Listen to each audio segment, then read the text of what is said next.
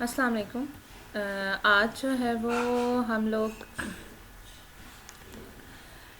Summarise करेंगे क्योंकि हमारा चैप्टर नंबर 4 जो है वो कंप्लीट हो गया। तो आज मैं चाह रही थी कि मैं एक वीडियो बनाऊं जिसके ऊपर मैं जो हूँ वो आपको एक समरी से दूँ इस चैप्टर नंबर 4 की जो हमने पढ़ा है, क्योंकि ये काफ़ी ज़्यादा इम्पोर्टेंट चैप्टर है और इसमें बहुत ही ज़्यादा बहुत इम्पोर्टेंट किस्म के पॉइंट्स हैं जो कि आपको पता होने चाहिए और जिनको मैं बार बार पढ़ाते हुए भी हाईलाइट करती रही हूँ और कोशिश करती रही हूँ कि वो आपको समझ आए। लेकिन जो है फिर भी मैं चाह रही थी कि एक दफ़ा उनका रिव्यू कर लूँ। और जैसे आपको पता है कि मैं क्लासिकल मैकेनिक्स बाय टायल चाओ से पढ़ा रही हूँ। It's a very easy and a very good book. और आपके पास अब मैं चैप्टर 4 का समरी करना चाह रही थी। तो ये जो था इस चैप्टर 4 जो हमने स्टार्ट किया, इससे पहले जो हमारे 3 चैप्टर्स थे वो हमारा रिव्यू था मैकेनिक्स का, जो हम लोग ऑलमोस्ट अंडर ग्रेड के पहले 3-4 सेमेस्टर्स में पढ़ लेते हैं। लेकिन यहाँ से आपके पास Lagrangian formulation of mechanics start हो जाती है, जिसमें हम लोग डिस्क्रिप्शन पढ़ते हैं मोशन की इन कन्फिग्रेशन स्पेस, मतलब जिसमें आपके पास जो ऐसी स्पेस जिसके अंदर आपके पास जो है वो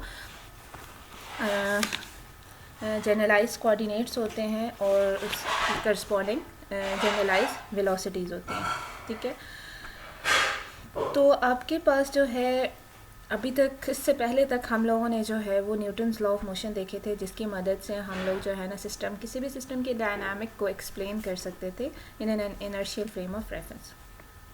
और हमने बहुत सारे प्रॉब्लम सॉल्व किए और बहुत सारी चीज़ें हमने देखी जिसमें हमें आइडिया हो गया कि अगर हमने न्यूटनियन मैकेनिक की हेल्प से किसी भी सिस्टम की डायनामिक को एक्सप्लेन करना है तो कैसे करेंगे।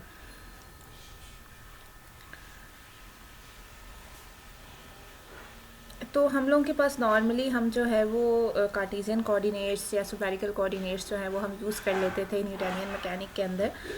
और फिर हम लोग जो है कंस्ट्रेंट्स वगैरह जो होती थी नॉर्मली, वो हम लोग न्यूटनियन मैकेनिक के अंदर कंस्ट्रेंट का कॉन्सेप्ट नहीं था। तो अगर आप कहीं किसी इक्वेशंस में कंस्ट्रेंट्स को भी अगर आप अप्लाई कर दें और उनके भी इफ़ेक्ट को देखना चाहें और उनकी देखना चाहें कि किन डायरेक्शंस में या किन डायमेंशंस में सिस्टम के ऊपर कंस्ट्रेंट है और किस में नहीं है, तो हमारे लिए फिर चीज़ें काफ़ी ज़्यादा मुश्किल हो जाती थी। तो फिर उस प्रॉब्लम को जो है वो सिंप्लीफाई करने के लिए न्यूटनियन मैकेनिक्स के अंदर जो हमारे पास, अगर हम कंस्ट्रेंट को, एक्सटर्नल कंस्ट्रेंट को कंसीडर करते हैं, तो हमारे पास जो इक्वेशन ऑफ मोशन है उनको काफ़ी डिफ़िकल्ट हो जाता था फॉर्मुलेट करना या सॉल्व करना। तो उस प्रॉब्लम को सिंप्लीफाई किया गया बाय यूजिंग जनरलाइज कोऑर्डिनेट, और उन जनरलाइज कोऑर्डिनेट की फॉर्म में हम इक्वेशन ऑफ मोशन देखते हैं, और जो कि तकरीबन हर तरह के कोऑर्डिनेट सिस्टम के लिए सूटेबल है। और इसके अलावा ये कि जो हमारे पास इंट्रोडक्शन था जनरलाइज कोऑर्डिनेट का, उसके अंदर हमारे पास कंस्ट्रेंट भी हम लोग इंक्लूड कर सकते थे डायनामिकल सिस्टम में। तो हम कह सकते हैं कि आपके पास ये जनरली हम ये कह सकते हैं कि हमारे पास ये वाला जो मेथड है, इसके अंदर जो है वो कंस्ट्रेंट को भी इम्पोज कर दिया गया था on the motion of dynamical system. तो असल में जो कंस्ट्रेंट की एग्जिस्टेंस है वो दो तरह की उससे डिफ़िकल्टीज़ होती हैं। जब आप किसी सिस्टम के ऊपर कंस्ट्रेंट होती हैं तो दो तरह की हमारे पास प्रॉब्लम्स अराइज होती हैं। एक तो हमारे पास जितने भी कोऑर्डिनेट्स होते हैं डायनामिकल सिस्टम के, वो आपके पास कनेक्ट होते हैं बाय इक्वेशन ऑफ कंस्ट्रेंट। तो हम ये नहीं कह सकते कि वो इंडिपेंडेंट है, मतलब एक चेंज हो रहा है तो उसके हिसाब से दूसरा भी चेंज हो रहा होता है। तो इस तरह से आपके पास जो इक्वेशन ऑफ मोशन है वो भी इंडिपेंडेंट नहीं रहती। और सेकंड बात ये होती है कि जितनी भी फोर्सेस ऑफ कंस्ट्रेंट होती हैं वो यूजली बहुत कम्प्लेक्स से अननोन होती हैं। तो इसीलिए हम लोग जो हैं वो मतलब इस काबिल नहीं होते कि हम लोग इक्वेशन ऑफ मोशन लिख सकें। तो इन सब एक डिफ़िकल्टीज़ को ओवरकम करने के लिए हमने एक ऑल्टरनेट फार्मूलेशन की, और न्यूटनियन थ्योरी के ऑल्टरनेट एक फार्मूलेशन की। ये बेसिकली है, तो बेसिकली बेसिक इसका idea of work and energy है ना, वो न्यूटनियन थ्योरी से ही है और उसी में से डिराइव हुआ है। लेकिन हम इसमें इसको एक्सप्रेस करते हैं in term of generalize coordinate. और इस चैप्टर के अंदर हमने सब जो है वो लैग्रांजियन डायनामिक पढ़ी, जो कि जोसेफ लुइस लैग्रांज ने 1736 में वो पैदा हुए थे और 1830 में वो फोर्थ हुए थे। तो उन्होंने जो है वो ये जो है ना डेवलप की थी। फिर इस चैप्टर के अंदर हमने जनरलाइज कोऑर्डिनेट्स के बारे में पढ़ा। और तो हमारे पास जनरलाइज कोऑर्डिनेट्स क्या होते हैं, मतलब वो कन्वीनियंट सेट ऑफ पैरामीटर या क्वांटिटीज़ जिनको यूज़ किया जा सके किसी टू स्पेसिफाई द कॉन्फ़िगरेशन या स्टेट ऑफ द सिस्टम। तो हम जो हैं उन सेट ऑफ पैरामीटर्स को हम लोग जनरलाइज कोऑर्डिनेट करते हैं। और हमारे पास कोई भी जनरलाइज कोऑर्डिनेट्स वो ऐसी क्वांटिटीज़ होती हैं जो कि आपके पास मोशन ऑफ द सिस्टम को जिनकी रिस्पेक्ट से हम ऑब्ज़र्व करें, और हम उनके लिए ज़रूरी नहीं है कि वो कोई ज्योमेट्रिकल क्वांटिटीज़ हों। और आपके पास मिसाल के तौर पे अगर आपके पास जो है कोई एक फ़िज़िकल क्वांटिटीज़ है इलेक्ट्रिक करंट, जैसे इन्होंने कहा कि हम लोगों ने एग्ज़ाम्पल 5.8 में डिस्कस की है। तो आपके पास जो है उसको उसमें इन्होंने आपके पास कोई भी फ़िज़िकल क्वांटिटी है या कोई भी चीज़ है, तो हम उसको जो है वो जनरलाइज कोऑर्डिनेट की फॉर्म में लिख सकते हैं। तो आपके पास it should be emphasised that we have generalise coordinate but not a generalise coordinate system. ठीक है, हमारे पास जनरलाइज कोऑर्डिनेट है, लेकिन जैसे कार्टेशियन कोऑर्डिनेट सिस्टम होता है, पोलर कोऑर्डिनेट सिस्टम होता है, इस तरह से जनरलाइज कोऑर्डिनेट सिस्टम नहीं होता। जैसे आपके पास रेक्टेंगुलर कोऑर्डिनेट्स होते हैं और आपके पास जो क्यू आई है, आप समझ लें कि जनरलाइज कोऑर्डिनेट है और उसका जो टाइम डेरिवेटिव है वो आपको वेलोसिटी बता रहा है। तो इसी तरह आपके पास अगर कोई जनरलाइज कोऑर्डिनेट क्यू आई है तो उसका जो टाइम डेरिवेटिव होगा वो आपके पास जनरलाइज वेलोसिटी होगा corresponding to that generalize coordinate. फिर उसके बाद आपके पास डिग्री ऑफ फ्रीडम होते हैं। तो बहुत इंपॉर्टेंट कैरेक्टर किसी भी मैकेनिकल का सिस्टम का होता है कि उसकी कितने डिग्री ऑफ फ्रीडम है। तो आपके पास डिग्री ऑफ फ्रीडम क्या होते हैं? बेसिकली डिग्री ऑफ फ्रीडम आपके पास नंबर ऑफ इंडिपेंडेंट कोऑर्डिनेट्स होते हैं, मतलब वो कोऑर्डिनेट्स जो एक दूसरे के ऊपर डिपेंड ना कर रहे हो और इनको स्पेसिफाई करने की ज़रूरत होती है यूनिकली, ताकि आप किसी भी सिस्टम की स्टेट को एक्सप्लेन कर सकें। ठीक है, तो बाकी फिर इन्होंने बाद में आपको बाकी हमने ये सब चीज़ें जो है वो डिस्कस कर ली हैं। कॉन्फ़िगरेशन स्पेस के बारे में बताया, क्योंकि हमने लैग्रांजियन मैकेनिक्स जो है वो कॉन्फ़िगरेशन स्पेस में ही देखी थी। तो हमने जैसे देखा कि आपके पास किसी भी सिस्टम की जो कॉन्फ़िगरेशन है उसको हम n इंडिपेंडेंट जनरलाइज कोऑर्डिनेट से एक्सप्लेन कर सकते हैं। तो हम ये कह सकते हैं कि हमारे पास n नंबर ऑफ़ कोऑर्डिनेट्स हैं सिंगल पॉइंट के एक n डायमेंशनल स्पेस के अंदर। तो आपके पास where the q's from the n coordinate axis, तो ये जो हमारे पास n डायमेंशनल स्पेस है इसको हम कॉन्फ़िगरेशन स्पेस कहते हैं। फिर हमने डिफरेंट टाइम ऑफ कंस्ट्रेंट्स पढ़े थे, ये सब हम डिस्कस कर चुके हैं काफ़ी डिटेल में। और फिर यहाँ पे इस एडिशन के अंदर बहुत ही मज़े की एग्ज़ाम्पल्स देके आपको कंस्ट्रेंट्स का जो है वो समझाया हुआ है, और आप इसको ज़रूर पढ़ें, इससे आपको कंस्ट्रेंट का बहुत अच्छे से समझ आएगा। स्लेवनॉमिक, रियोनॉमिक कंस्ट्रेंट्स एंड सारी चीज़ें। काइनेटिक एनर्जी आप कैसे जनरलाइज कोऑर्डिनेट्स में लिखते हैं, जनरलाइज मोमेंटम क्या है, Lagrangian equation of motion, Hamilton's principle, इसको हम एक्शन इंटीग्रल भी कहते हैं, ये भी बहुत ज़्यादा इम्पॉर्टेंट है। और हमारे पास जो है वो ये अगर आप देखें तो यहाँ पे जो हमारे पास रिलेशन है, ये वेरिएशन शो कर रहा है और अलोंग द पाथ जिसमें पार्टिकल जो है फॉलो कर रहा है। फिर हमने हैमिल्टोन्स प्रिंसिपल की हेल्प से लैग्रांज इक्वेशन जो है वो डिराइव की। फिर उसके बाद सिंपल पेंडुलम का लिए हमने लैग्रांजियन फाइंड किया। ये सारी चीज़ें हमने की। तो इस यहाँ पे बहुत सारी एग्जांपल्स हैं और आप इसको ज़रूर डिटेल में जो है वो स्टडी करें और इन सारी एग्जांपल्स को करें। और फिर उसके बाद आपके पास non uniqueness of the Lagrangian आ जाता है, जिसमें आपके पास the Lagrangian of a system is defined only to with an additive total time of derivative find function of coordinate time. मिसाल के तौर पे आपके पास दो लैग्रांजियन है, दो डिफरेंट चॉइस ऑफ लैग्रांजियन है फॉर अ सिस्टम, तो ये डिफ़र कर रहे हैं by total derivative with respect to the time of some function. मतलब मिसाल के तौर पे इन दोनों में जो डिफरेंस है वो ये है कि अगर आपके पास कोई फंक्शन है एफ़, तो उसका जो टाइम डेरिवेटिव है वो जो है वो इतना डिफरेंस है इसके अंदर, ठीक है। तो फिर उसके बाद यहाँ से फिर उसको ऊपर इन्होंने एक्शन अप्लाई किया for these two Lagrangian between time t1 to t2। यहाँ से इन्होंने एक चीज़ फाइंड कर ली और ये आपके पास आ गया।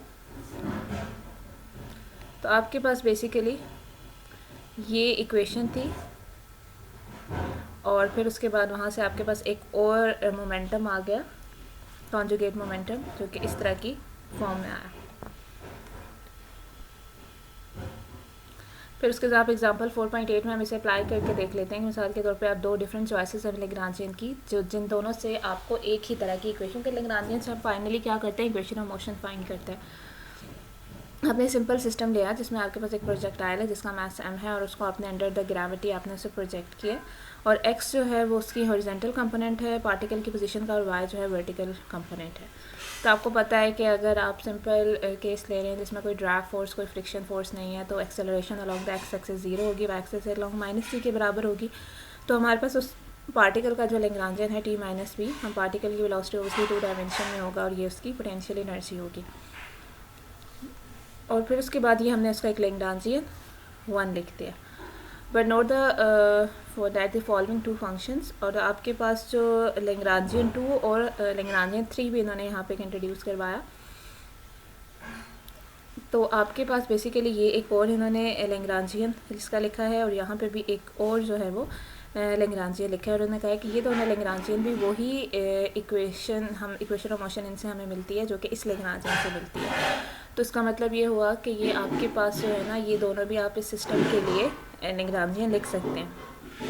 लेकिन जो आपके पास एक्शन इंटीग्रल होता है लैग्रांजियन का, ये जो आपके पास एक्शन इंटीग्रल होता है, ठीक है, तो ये जो एक्शन इंटीग्रल होता है of the Lagrangian L2 is not the classic action, we can use this as a guide to reject them and select a correct Lagrangian. मतलब आपके पास यहाँ से इन्होंने आपको क्या बताया कि आपको कैसे पता चलता है कि आपके जो सिस्टम के लिए, अगर आप एक सिस्टम के लिए बहुत सारे लैग्रांजियन आ रहे हैं तो आपने उसमें से करेक्ट वाला कैसे चूज़ करना है। तो उसके लिए आपके पास तो हम लोगों को बेस्ट चूज़ करने का ये है, तो फिर मैंने आपको एक तरीका बताया है कि एक तरह से हम किस तरीके से चेक कर सकते हैं कि एक्शन इंटीग्रल जो है वो आपके पास आप कैलकुलेट करना है। एंड द क्लासिक वन का मतलब ये है कि आपके पास जैसे हमें यहाँ पे एक्शन इंटीग्रल से एक चीज़ पता है, आपको पता होना चाहिए कि एक्शन इंटीग्रल का जो है वो मकसद क्या है हमारे पास।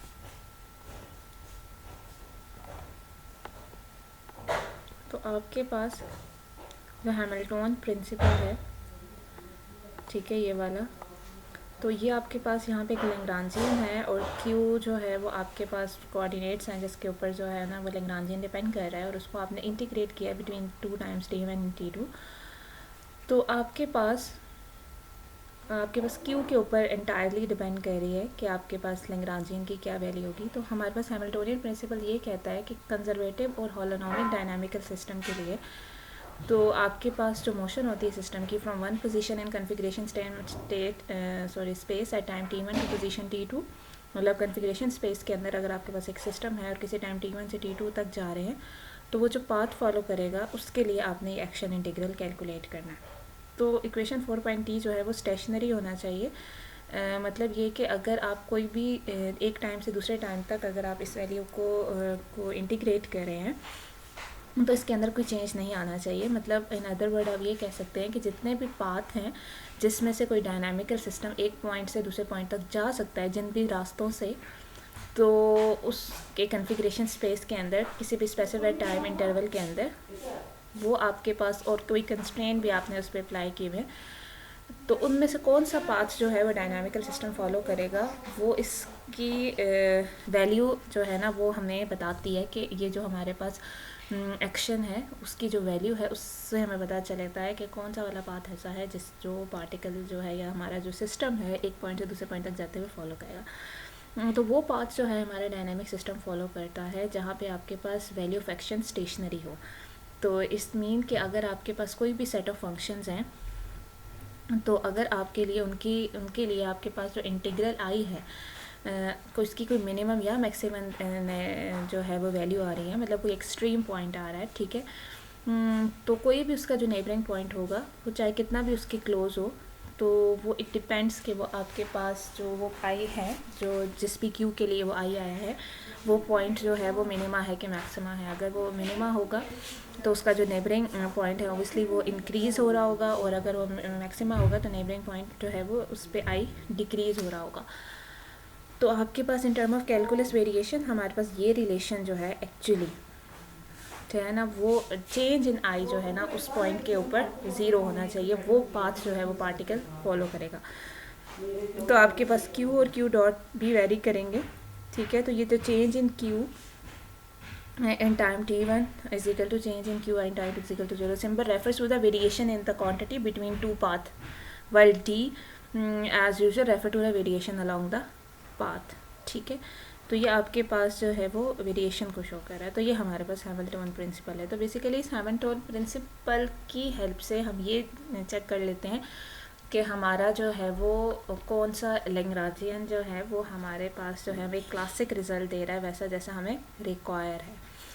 तो फिर हमें उससे थोड़ा सा आइडिया हो जाता है कि हमने कौन सा वाला चूज़ करना है।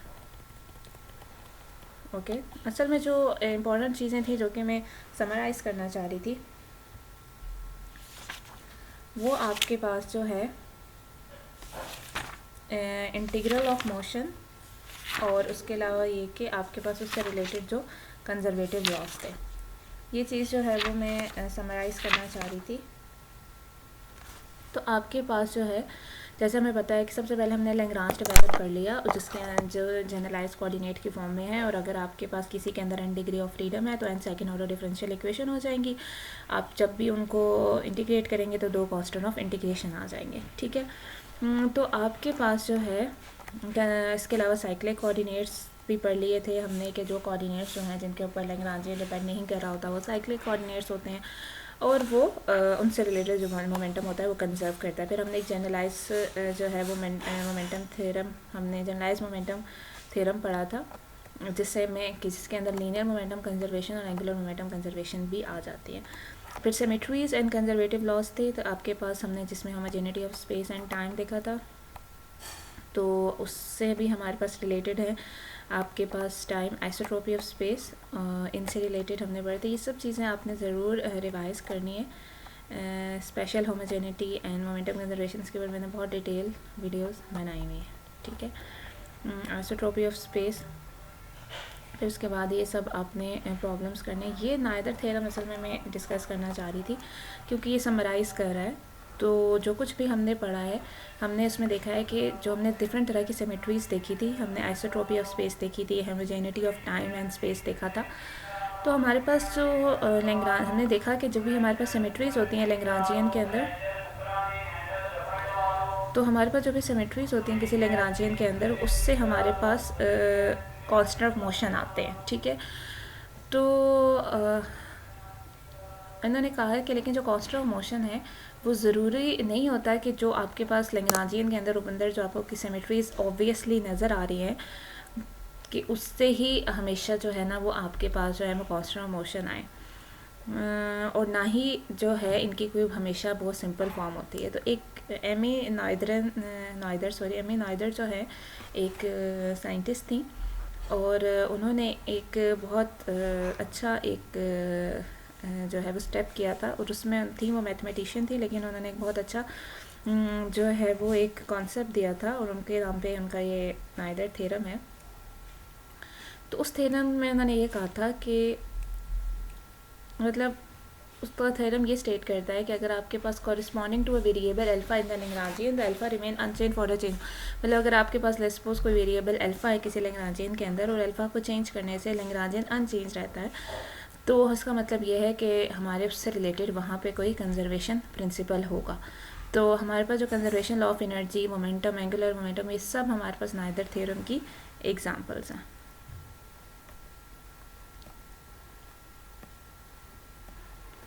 उसके अलावा हम लोगों ने ये सब चीज़ें भी हमने स्टडी कर ली हैं और ये सब चीज़ें, तो ये चैप्टर जो है वो हमारा कंप्लीट हो गया। अब जो हमारी नेक्स्ट चैप्टर होगा वो हमारा है चैप्टर नंबर 5।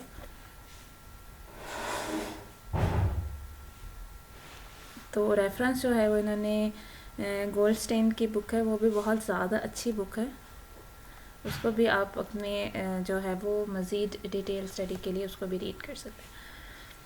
अब हम लोगों ने नेक्स्ट चैप्टर स्टार्ट करना है हैमिल्टोनियन फॉर्मूलेशन ऑफ मैकेनिक। इसमें हम मोशन देखेंगे इन फेस स्पेस। पहले हमने देखी थी मोशन इन कॉन्फ़िगरेशन स्पेस, अब हम वो देखेंगे मोशन इन फेस स्पेस।